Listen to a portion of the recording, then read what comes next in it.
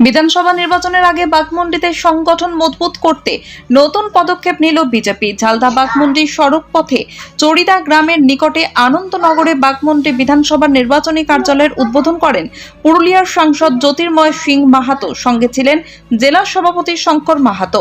এই উদ্বোধনকে ঘিরে স্থানীয় কর্মী সমর্থকদের মধ্যে উৎসাহ লক্ষ্য করা যায়।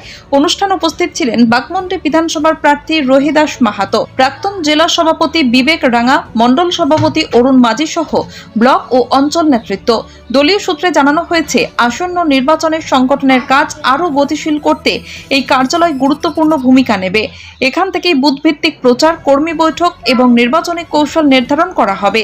নেতৃত্বের দাবি, এই কার্যালয় বিজেপি নির্বাচনী লড়াইকে আরও শক্তিশালী করবে এবং সাধারণ মানুষের সঙ্গে যোগাযোগ বাড়াতে সহায়ক হবে।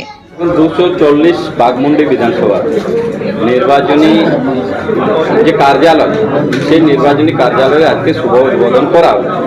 প্রত্যেকটা বিধানসভায় আমাদের নির্বাচনী কার্যালয়ের উদ্বোধন হচ্ছে। আজকে আমরা 240 বাঘমুন্ডি বিধানসভার নির্বাচনী কার্যালয়ের শুভ উদ্বোধন করলাম।